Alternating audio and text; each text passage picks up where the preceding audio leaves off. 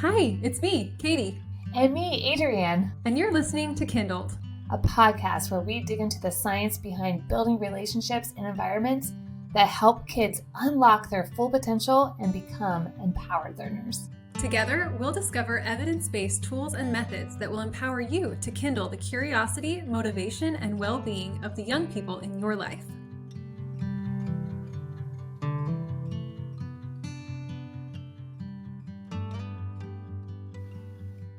Welcome to KindlED.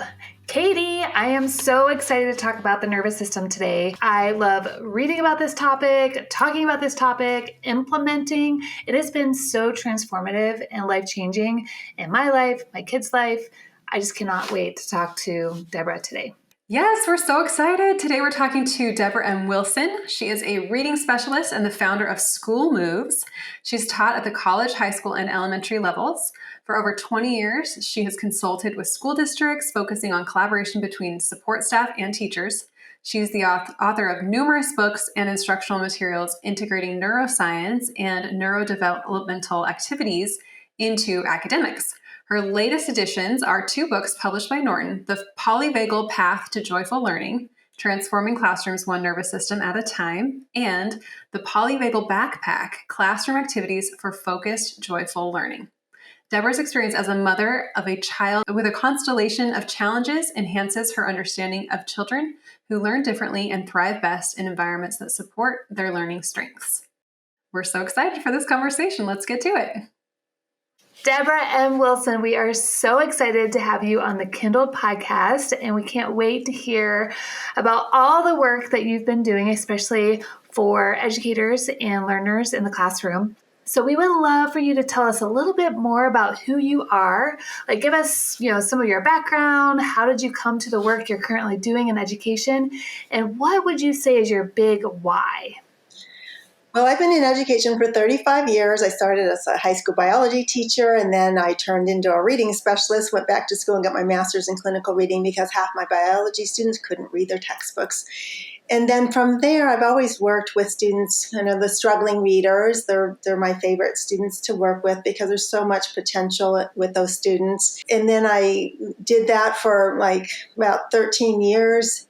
And my daughter was born, and she had a lot of different difficulties. And so I had to really decide whether to stay in education or basically provide the support she needed. So she needed a lot of therapy, occupational, physical therapy, medical help. She had genetic issues and also neurodevelopmental issues. So from there, I started really looking at all the clinical applications for the things I was doing with my daughter. How can that work in the schools with the students? And I found that when I brought these things to school, my students just did so much better. And so I ended up using all this clinical application in an educational way in a program that I call School Moves. And I've been doing that for 23 plus years, and I'm in schools, and I do a lot of consulting, focusing on collaboration between general education and special education, getting the support for all students in that classroom, regardless if they have special ed or they have an IEP or they don't. How can we help all students be successful? And that's what I've been doing up to recently when I wrote these two books on polyvagal theory. When I discovered polyvagal theory, that really brought everything into perspective, all the work I've been doing for all these years, both personally as a parent and professionally as a teacher. Just made everything make sense. So I'm looking forward to talking about that today.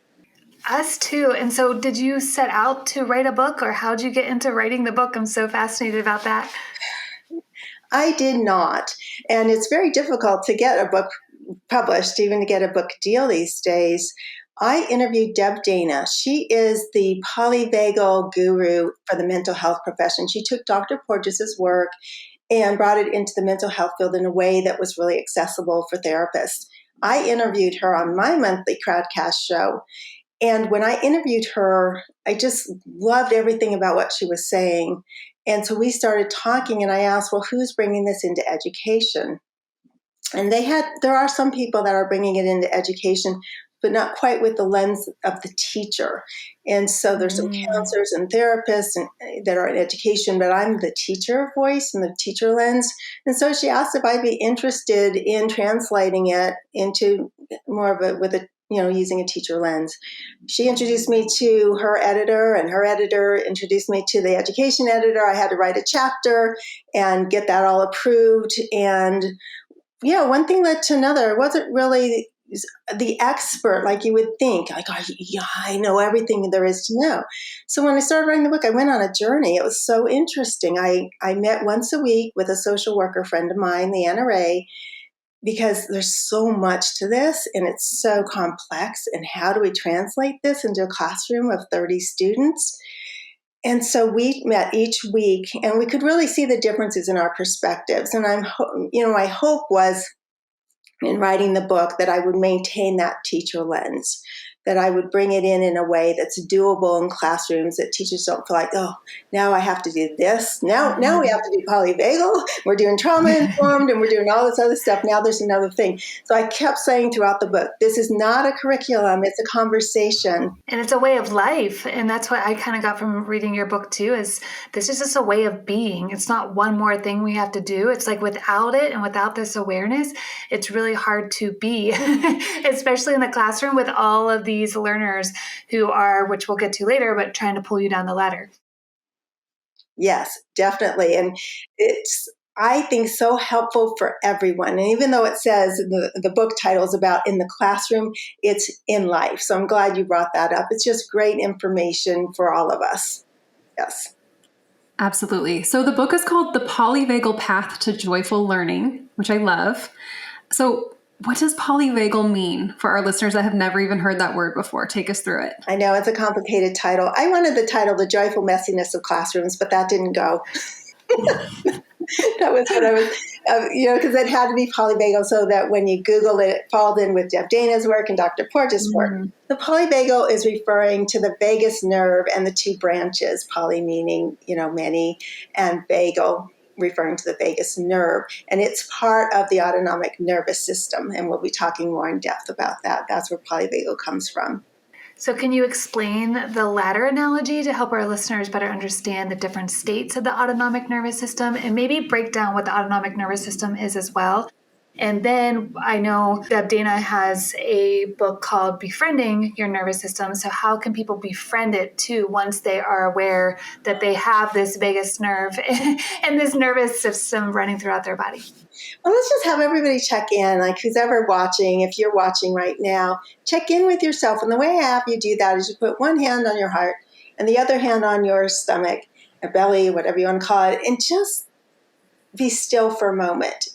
And check in and say, am I mobilized? Am I activated? Does it feel like I'm in a little bit of protection? Does it feel like I have some anxiety and some energy that I don't quite know what to do with? That would be our sympathetic state, where you are in fight or possibly flight.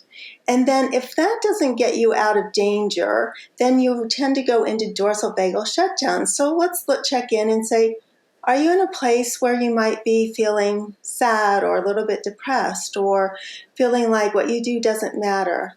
Teachers today in education, they sometimes feel like that now. They sometimes feel like what I do doesn't matter. It's just all too much. I'm just going to shut the door. So I'm going to hold the visual up. I hope these will translate because I think it's really important. This is difficult information, so a visual will help. And as a teacher, I'm going to bring a visual in.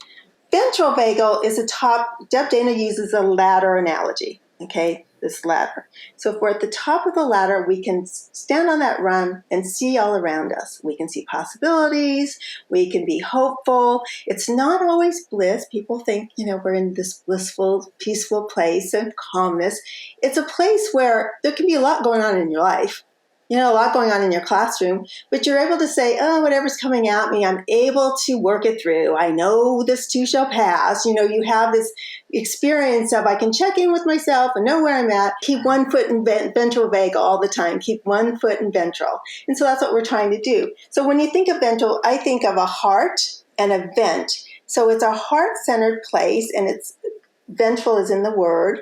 And if you have a student, they've got their backpack on and they're ready to learn. They're ready to go.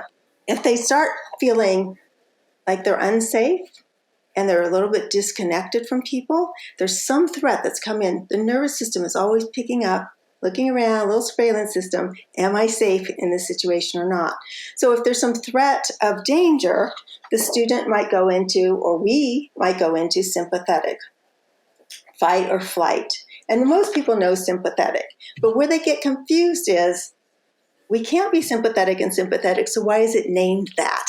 I get that all the time. Why the name sympathetic? And here's what I came up with. There's actually, a reason why it's called that, a medical terminology for it. But in practical terms, it's sympathetic to your plight. So if you're feeling stressed out, your body's going to create this reaction of fight or flight to help keep you safe. So I say sympathetic to your plight, respond with fight or flight. So you kind of, a little jingle, you can remember that. And then going furthest down the ladder, and our oldest response is the dorsal vagal response. And that I think of as a door. And basically, you're shutting the door to the world. You said, I've had enough. I'm sure you felt this in your parenting, where you just say, I can't take any more today. I'm going in and I'm going to climb into bed, pull the blankets over my head. So that's dorsal vagal. And I have a way, we'll talk a little bit more about this, but I have a way to share that with children. I'll share a little bit later. So the ladder, ventral vagal up top, sympathetic in the middle, dorsal vagal at the bottom. And what we want to try to do is keep one foot up here in ventral when everybody and everything's dragging you, pulling at your other leg to pull you down the ladder. That's the idea behind it all. I actually have Deb Dana's ladder here. I have her flip chart. I didn't even know she was the creator of it, and we use it all the time in my house. I love it. Yeah, I know. It's such a great way. We do too. We talk in those terms. We say, we're moving down the ladder here, and we know that just doing heart to home, I call it heart to home, and just naming our states brings in the frontal lobe activation and takes us it just makes it so that we're aware. It brings awareness to it. And that's really powerful. If you do nothing else or learn nothing else from today, just naming your state and being able to say, okay, I'm in ventral right now. I'm ready to learn. I'm listening to this podcast. I'm doing all right. Or if I'm in sympathetic, what do I need to get myself back up into ventral? And the thing is that we move in and out of these states all during the day. Sometimes we think we always have to be on the green path, or we always have to be in this particular zone, but we actually wander off and back on it all throughout the day. And the key is to recognize it and to have those resources available. I call them interactive regulating resources that we have available that we know helps bring us back to ventral.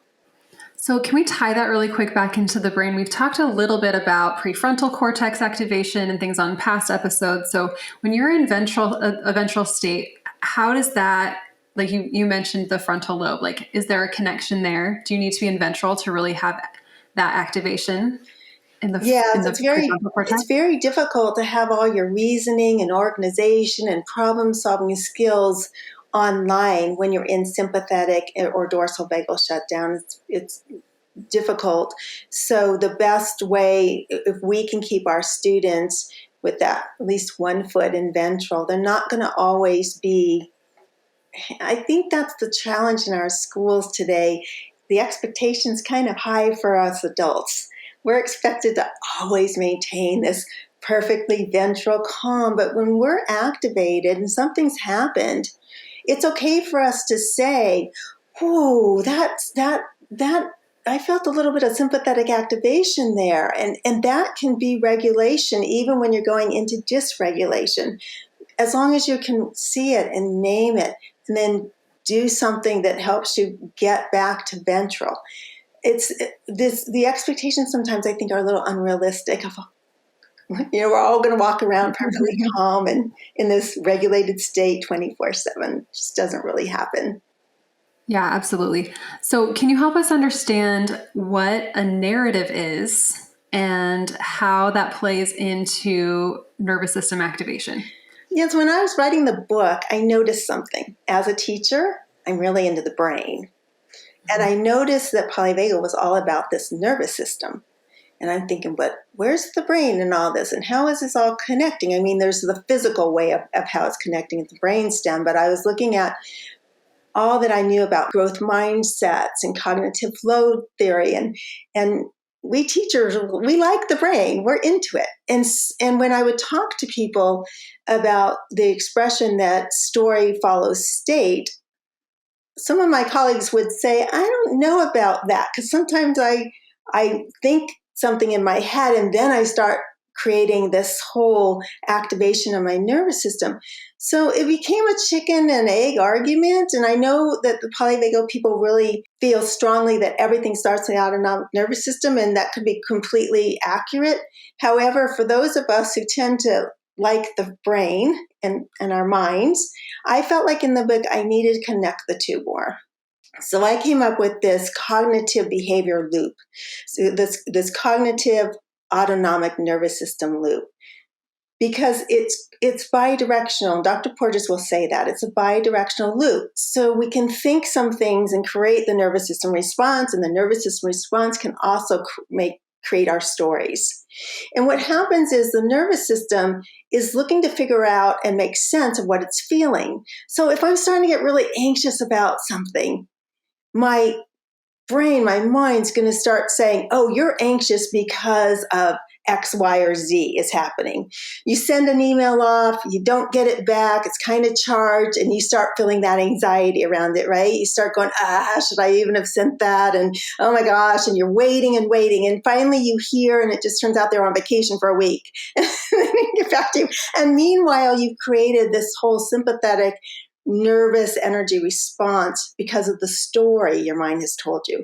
And in schools and classrooms, when I'm working with my readers, that is a huge part, and I think we need to address it, is we have to address the narrative, because I work a lot with middle school and high school, and by then they've been failing and failing. So their story is, why bother? I can't read. Everybody's tried to teach me to read and I can't do it. I can't sit still. I have ADHD. Why bother?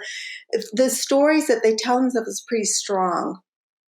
And so I needed to find a way to organize the story. And so I used what I used in my doctoral dissertation. It sounds really complicated, but it's not. It's a process called causal layered analysis, and it's a futures methodology. And in future studies, we say, what do we want to do today to create the future we want tomorrow? And I work a lot with students with, you can have a preferred future. It doesn't matter. I mean, it matters where you're coming from now, and it matters your home life and all of that. But I've always worked in high poverty schools. And I say, and what do you want to do tomorrow? What does your future look like? And sometimes students don't realize that they can have a preferred future. They can work toward a goal or goals, and they can change where they've come from.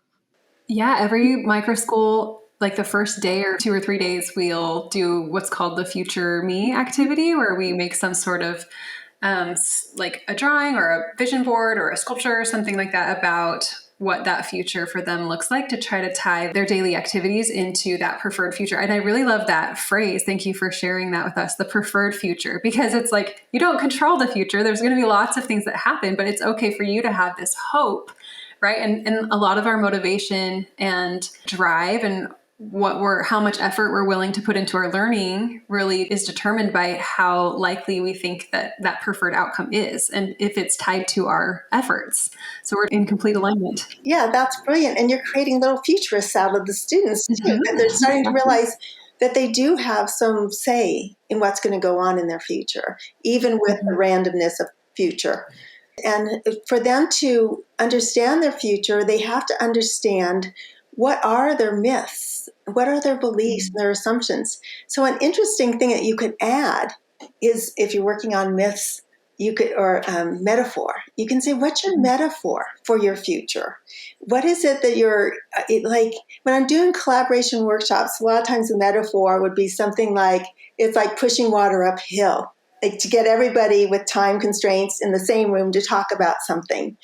So when we change the metaphor, we also change our beliefs and our worldviews. And then that on top, it's like layers, right? Tip of the iceberg is your narrative.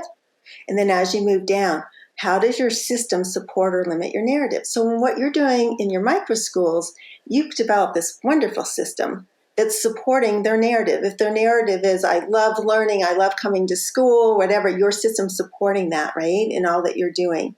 And then the next layer is, what are my assumptions and my beliefs, my worldviews around this? I can learn this content. I can build this project. By the end of the day, I can have this project that I'm asked to do, and I'm excited about it because that project leads me to my preferred future. And the deepest layer are our myths, our stories, our metaphors. And when that deep layer changes everything, and becomes more aligned with the preferred future, everything else above it starts to change as well. This, I feel like, is a perfect lead into chapter 4. You talk about resilience, relationships, and reality, and it's my favorite chapter because you really dive into resilience in a different way than I've ever read about it before. And it reminded me of recently I was with a lot of kids and another adult, and a man came into the room and just started yelling at one of the boys. And we all just froze. I didn't even think to stand up for him or to stop him, or, the thought was just gone. And then he left the house. It was pretty quick. And afterwards, I was really, really struggling to give myself self-compassion about it. I was like, why didn't I do something? Why did I just stay there? But then I started reading your book, and I loved how you talked about replay that situation and visualize it in what it would have been like if I was able to stay in a ventral state versus going down into that dorsal state. And so I would love for you to just explain what I'm describing, and also just the importance of having this understanding in the classroom. And even if it doesn't go well, or say, I've been in a micro school before and the guide has told me I just had to yell. I didn't know what else to do. But then she was so down on herself. So how can we use this tool to be able to build resilience? The interesting thing, and this is what I love about Leanna Ray, the social worker, and she just helps me so much understand all of this. The interesting thing is that we can feel okay about these things, is that the nervous system actually becomes more resilient, and we become more resilient through these, we call them miss and mends, these ruptures and repairs. And we'd only really need to be in a tune, according to Leanna Ray and the relational neuroscience, 25% of the time. So 75% of the time we're with our students and our own children. It's a constant of miss and mends of, you thought you said something and they heard something else and they're a little bit upset with you. And so you're having to reconstruct that conversation. What happens is the repair has to happen. And how do we repair? One way is if the person isn't willing to repair with us, they're just not willing, is to play it as a ventral replay. To say, how would that look had I stayed in ventral for that experience? And remember that your nervous system in that state when you were being yelled at and everybody's being yelled at, that's a state of freeze. And that's a blend of sympathetic and dorsal vagal. It can be dorsal vagal shutdown. It can be completely dorsal vagal shutdown if you're so life-threatened, your life is in danger. You just have to shut down. And a lot of times the victims won't remember that incident. Or if they do, they are angry at themselves. Why didn't I fight back? Because your body froze. And so in the classroom, freeze is a little more of a response to me rather than a whole state. And that is, I've got so much information coming in. I don't know whether to fight or flight. I don't know whether to shut down. I'm momentarily stuck in this frozen spot. And that's where my daughter goes a lot in her nervous system. And I've learned a gentle hug, a gentle rocking. We just kind of tap like this. It helps bring her ventral back online. So that was your nervous system in protection. There's nothing you could do about it. There's nothing you can change. But you can look at it through, okay, if I did a ventral replay, and how would this look next time somebody comes into the room? Then now you've run through this whole process and your nervous system's more ready. Your mind, body, that bidirectional link is more ready to handle that situation. There's also something called repair. And that reparative continuum is something that's very important to understand. And I have another visual. A good old pool noodle. This is me, teacher, in teacher mode. I love this so much. This is so great. Yeah, and this is something that your students can even make and really start to understand things. Okay, so over here on our reparative continuum, we have safety and connection. This is not how we build resilience, believe it or not. If our kids are always bubble wrapped in safety and everything's good, they won't be very resilient. So as they have miss and mends in the classroom, like something happened in the classroom for your teacher and she started to yell. That was probably a miss and mend. Some kids were probably goofing around, not paying attention, not doing what they wanted to do. So there needs to be a repair. The miss is, we got further away from safety and connection and we're moving into danger and disconnection. But in the miss and mend part, not that far off. We can get back. This is your, somebody who doesn't take the trash out and you bark at them. Why didn't you take the trash out? And they get upset because you barked at them, right? That's a miss and mend. You can say, sorry, I've had a rough day, bad mood. Will you forgive me? And you can grovel a little bit and you go back to safety and connection with that person. Rupture and repairs are a little more involved. This is a chair being thrown across the room. Somebody feels like they've been in danger. That man coming in and yelling. For some nervous systems, that could be a rupture and repair. And when resilience doesn't happen is when the repair doesn't happen. See, we retune the nervous system through the repairing. So for you to sit down with your students and say, that felt really uncomfortable to our nervous systems, didn't it? And what state did you go in? And actually talk about that. How could that have gone better? How could that adult in the room have modeled ventral? It helps them make sense of what's going on. Yes. And then we further and further down, we get into breach and build. And breach is where extreme violence in a classroom, where something really tragic has happened around your students. And this takes a lot of counseling, mental health, and so does sometimes the rupture. Here teachers, parents, if we're handling it, but here we have to probably start getting into some really good strategies that we get from our mental health professionals. The school counselor comes in, but the repair has to happen. And teachers today are in trauma in the classroom, and the repairs aren't happening. And that's why they're getting burnt out, and that's why they're leaving, because there's no repair. And so we get way over here where the nervous system says, this is very dangerous, and I'm disconnecting.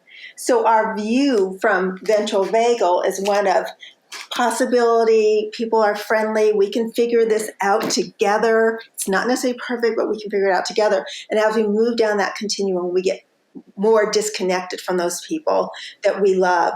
And I often say that dysregulation is really disconnection. When we become dysregulated, we become disconnected from our ventral resources. Those are the people we love, the places we love, that from inside us, our own connection to ourselves that we love, outside in the environment, and between others in relationships. Those are our regulating resources, and we become disconnected from that. So the key in classrooms is to make sure students explicitly know, where are their ventral resources? Who are they? What are they? Where are they? Very important, so that when they start going into sympathetic or dorsal vagal, and your teachers as well, actually do an activity where they, in that classroom, what could that teacher have done in that moment? Is there a nature poster on the wall? We know just looking at nature helps bring ventral energy into the system. If you can't get outside and go for a walk, at least look at something green. Those types of things. That is so interesting. And I love how you're taking this from, like, when we talk about behavior, typically we're talking about child behavior, right? But we need to really start with us and to say, how am I showing up? Am I even able to stay in this regulated state? Because if we can't do it as adults, the expectation that a bunch of elementary school kids or high schoolers that don't have fully developed prefrontal cortexes, and they're going through all these different changes and developments, like that there's even a chance that they would be able to do that. That's correct. In the book, I keep saying it all starts with us, and it doesn't necessarily mean that if we're always calm, our students will always be calm. And that's really not. No, not at all. Because like you said, we go in and out of states and we can't control other people's systems. And what I really love that you say in the book is that co-regulation, though, comes before self-regulation. So I think that's a big part of this as well. even though we're not always going to be calm and the kids aren't always going to be calm, but that is to understand this concept of co-regulation, I think is really important. Yes, we need to be able to have other people that we can co-regulate with. And if we look at our curriculum, many of them have self-regulation as the objective. We need to understand is that the nervous system has a need to co-regulate as well as self-regulate. It's not like, okay, now they can self-regulate. They don't need to co-regulate. If you think about your day and you're having a difficult situation, do you go all by yourself to your room and try to figure it out? Or do you two kind of get together and say, can we talk about this? Like you tend to want somebody to share with that. And in schools, we really emphasize self-regulation. And we're afraid that if we let them work with another student or work in a cooperative way, they'll never be able to work on their own. And that's a valid concern. And one of the things that my social worker friend taught me was that you can ask the question, allow them, if they're having a difficult time with a project and they need a little bit of co-regulation, they need somebody to just be with them and help them be a little more regulated. They're getting stressed out in the project. They don't know the answers. They can't find what they're looking for, and they're starting to go down their autonomic ladder. You bring a regulated nervous system in. You ask that student, hey, let's sit down and work together for a little bit. And then you ask the student, is that enough? Is that enough co-regulation? Are you ready now to work on your own? So you're always working them towards being able to get to that place. And some people are co-regulators. They always love working with other people. It's just in their nature. And so if we constantly ask them to do everything on their own, that's a little bit of a stretch for their nervous system. That can create a little sympathetic or dorsal vagal shutdown for them if they don't get enough of it. So I think it's really important that, like on IEP, we always say, can self-regulate. They have to co-regulate first, and that's with another caregiver when they're young. That's how they build that co-regulation. We can serve as co-regulators when we're in the classroom and we're showing them what regulation looks like and how to find Ventral when we start to feel dysregulated. It's okay to say, oh, I'm starting to feel dysregulated. It's perfect. That's human. We're human first in the classroom.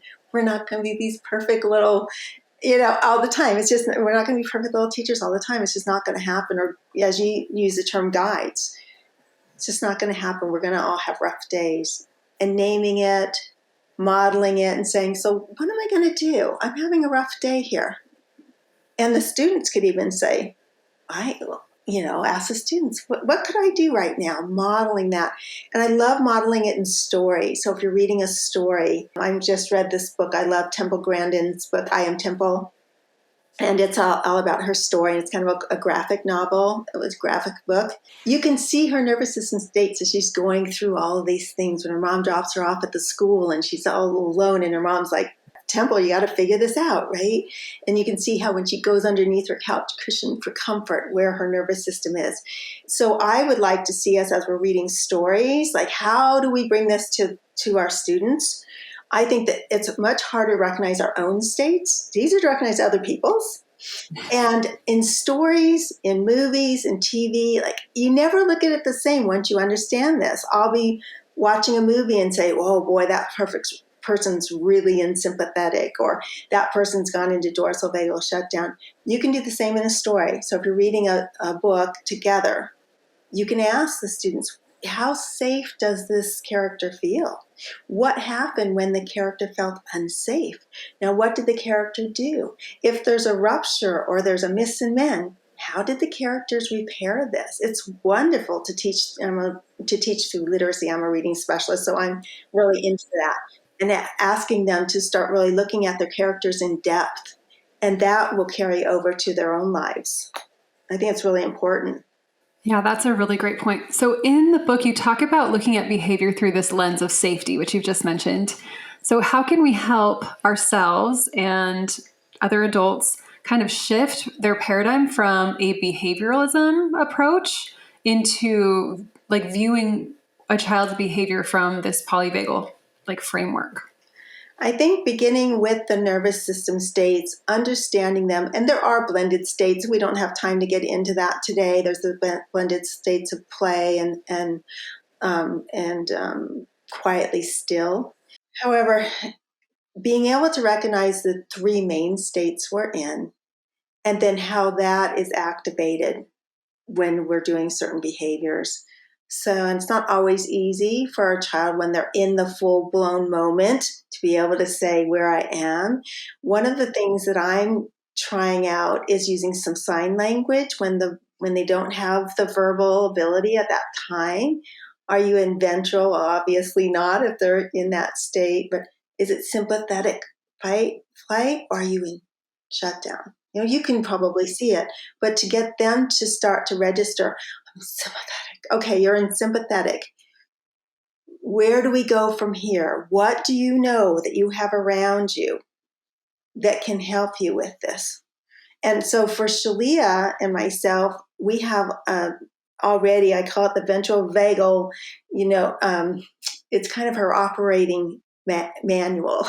I've already sat down with her and said, what is it you need when you are in these different states? And she texts me what she needs. And so we have like the sun in the middle, we have these clouds, and each of the clouds have their ventral resources in them. It made me know, okay, she likes her country music, so some earbuds and some music would help her.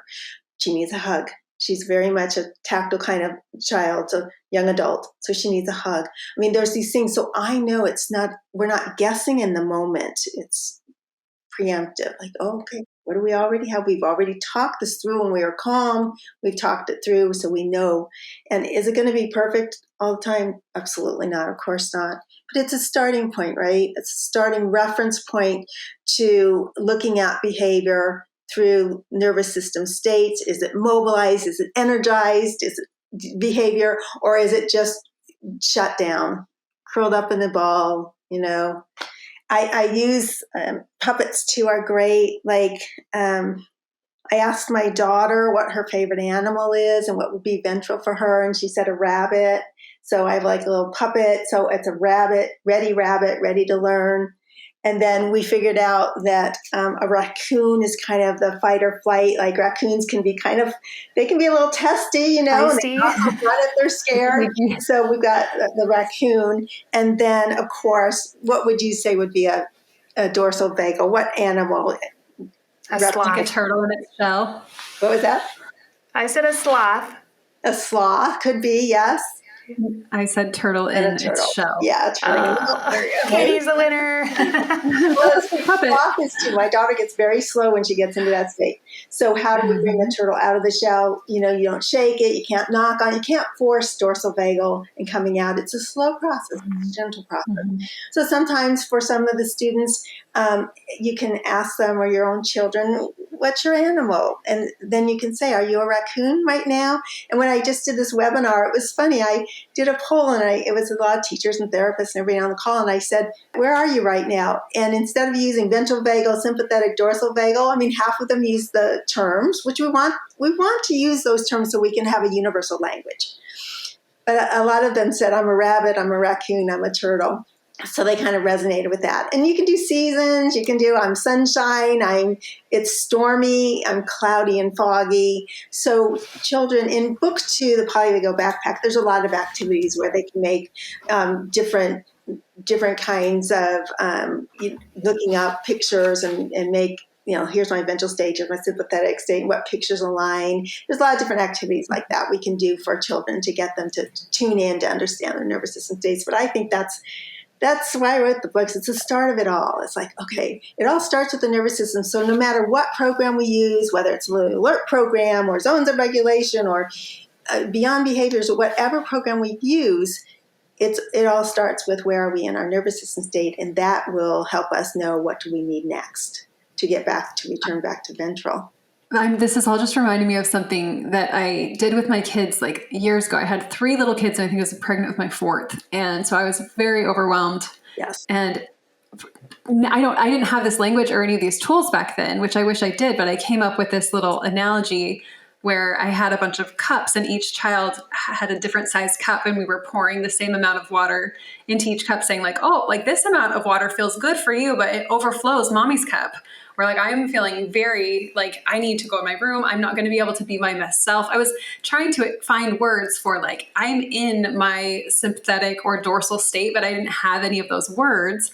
And so we've kind of just built up this family culture of like, when you're in a state other than ventral, you can kind of say like, hey, my cup is full. And then we ended up brainstorming these different ways you could like get your cup to feel regulated. And all of that was just like no science and none of this stuff. I was just making this up. And I'm like, oh, it's like so logical. And ever since we've had that, we've like introduced that language in our family, it's just built so much more empathy between us because they know like, oh, when I'm like, if I'm getting really anxious or if I feel like I'm going to yell or something like that, I can say, hey guys, my cup is full. And they understand that like, I'm not okay. It's not that they're bad kids or that they're being naughty or anything like that. It's not a them thing. It makes it a me thing. And then that's like enabled us to kind of move forward with like helping each other be our best selves and then being super forgiving when we can't be that way because it's impossible to just be there all the time.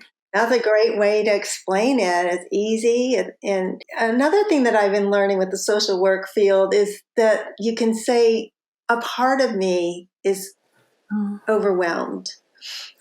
For instance, my work part of me can be overwhelmed, but my partner part of me and my mother part of me might be just fine. But this work, I'm kind of overwhelmed with all of this.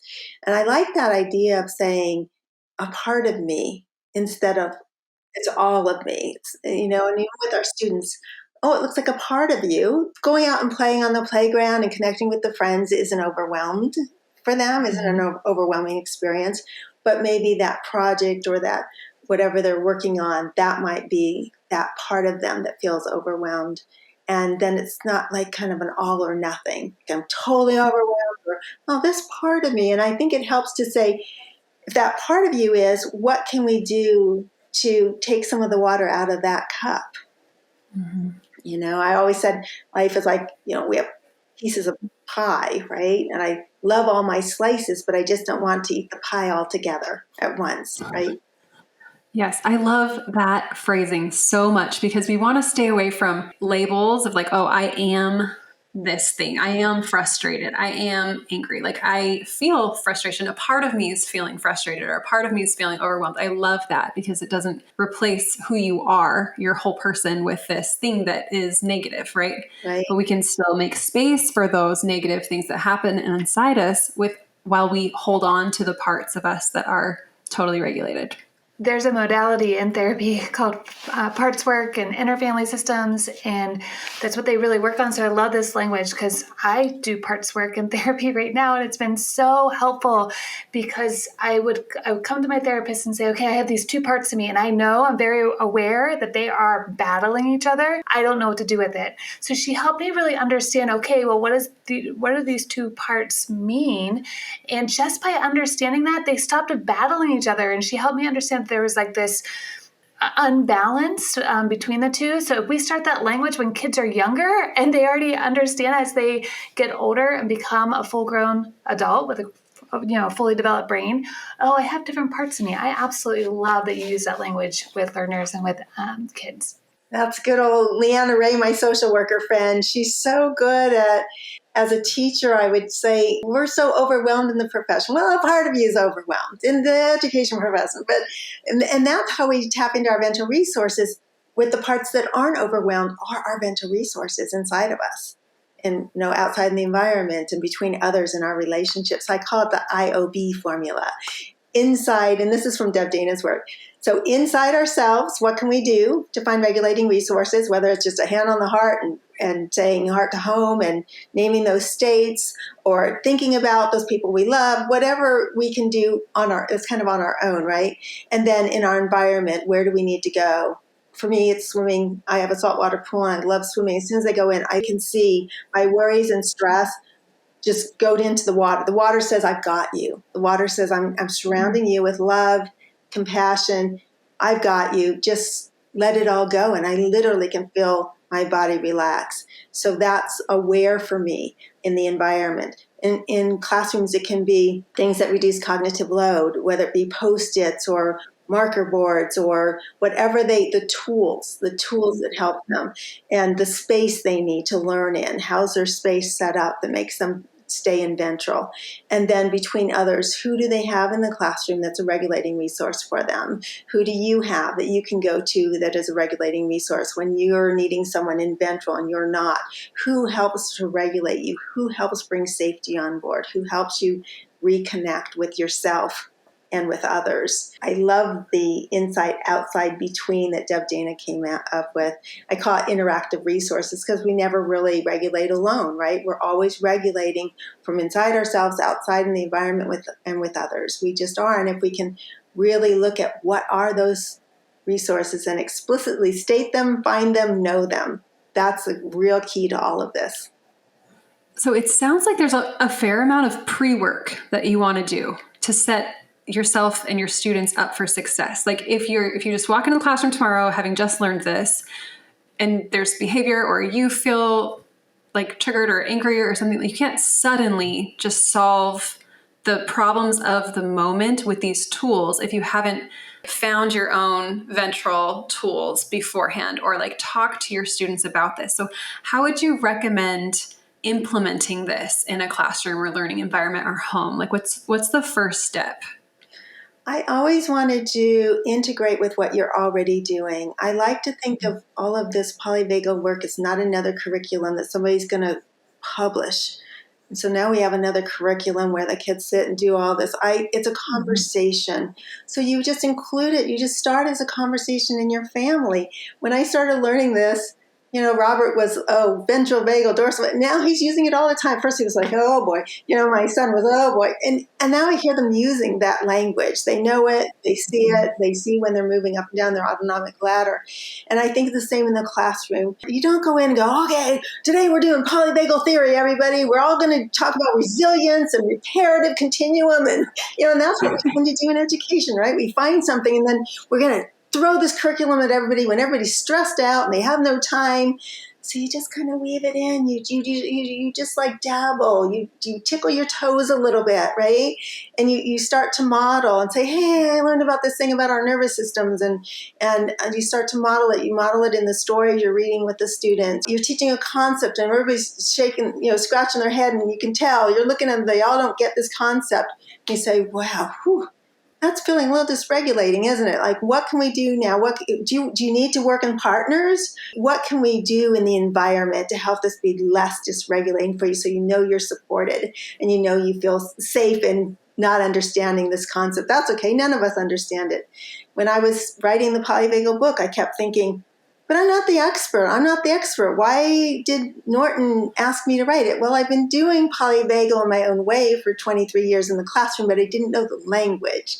So being able to go on that journey with Leanna Ray, a social worker who's safe for me, she kept bringing me back to, you already know this, you already do this, it's just a different language, right? So she was my partner with her ventral backpack filled with her resources, and I had mine, and we could walk this ventral path together toward this goal of completing this book.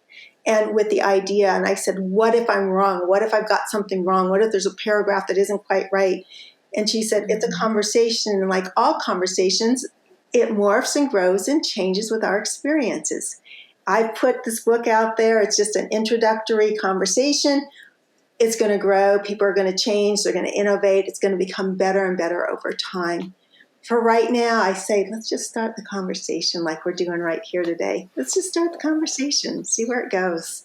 I love that so much, and that visualization of she has her backpack and I have mine. I kind of feel like that with Kaity during this journey of doing this podcast. We help each other with these ventral resources, and I'm just so thankful for that. Because I think, that's part of being human is having these thoughts that, we're not good enough or we're not the expert, but really, who is, so, and we all learn from each other. I love that so much. So we could talk for probably a couple more hours, but we do need to wrap up. And we ask this question to everyone who comes on the podcast. So who has been the biggest kindling influence in your life? What did they do to inspire and change you? Who or what inspired your curiosity, your passion, and motivation? That's a great question. And it's a deep question. And they say in all the resilience work, you need to see one person who believes in you, one person who sees you, that really makes a difference. And my one person, it wasn't my family, because I grew up in extreme domestic violence and extreme. Like if you talk about an ACEs score, mine's a 9. And so that tells I have a 9 as well, so I understand. Right? So it tells you where we come from. But yet we're resilient, and we're writing this book, and we've been successful. Why? When other people would be doing drugs or doing something more destructive, right? So this one person came along in my life in my late 20s when I was really kind of floating around from job to job, not sure what I wanted to do. And she just really pointed out all my strengths. And she said, what about teaching? Because I hadn't really, gone into teaching at that point after I graduated. And so she just unconditionally loved me, and she saw how much potential. I lived in her little garage in the back because I really didn't have a place to live. I was really struggling. I was in LA, and there wasn't just a lot of resources for it. It's expensive, and I was on my own and had college debt. And she just stepped in and she said, like, how much do you owe in your college debt? I'm going to pay that, and you're going to pay me back monthly. I mean, just this amazing, like almost an angel on earth that showed up. And she died tragically very young in a car accident. And it was really difficult for me. But I feel her all the time, and I feel her support and love, even from the other side. And so that would be, it's not a professional person. It's a personal, this person who showed up for me and became the mother, the father, those missing parts of me, that inner family systems, right? She stepped in and helped heal through trust. I could trust an adult again. I could, learn to believe in myself, self-care. And I always, we always work on that, don't we? We always work on, are we good enough? And when I was writing the book, there was so much I've written Deb Dana about it. I don't know that I'm good enough for we all have, and I think it's really important for us to put that out there, because you look at people and they have like all these subscribers and they've got 500,000 and I have 700, right? And there's this whole comparison thing that goes on. And I think that's the work of polyvagal, is befriending our nervous system, understanding when we're starting to feel sympathetic fight, flight, or dorsal shutdown. What I do doesn't matter. Everything we do matters. And I try to be that one person for that next person, kind of that passing it forward kind of thing. So thank you for asking me that question. I appreciate all that you're doing. This is really important work that you're doing, and your voices are really important today in today's times in education. So thank you.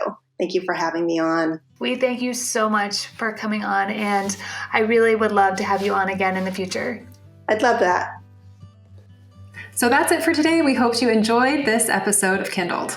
Before we go, do not forget to subscribe to KindlED wherever you get your podcasts. Leave us a review, rate us, or share our episode on social media. And don't forget to tag us at Prenda with a P, Learn. For more KindlED content, head over to prenda.com/KindlED and subscribe to the KindlED newsletter. Also, remember to submit your questions, challenges, or Spark Squad nominations to us at podcast@prenda.com. Thanks for listening, and don't forget to keep kindling.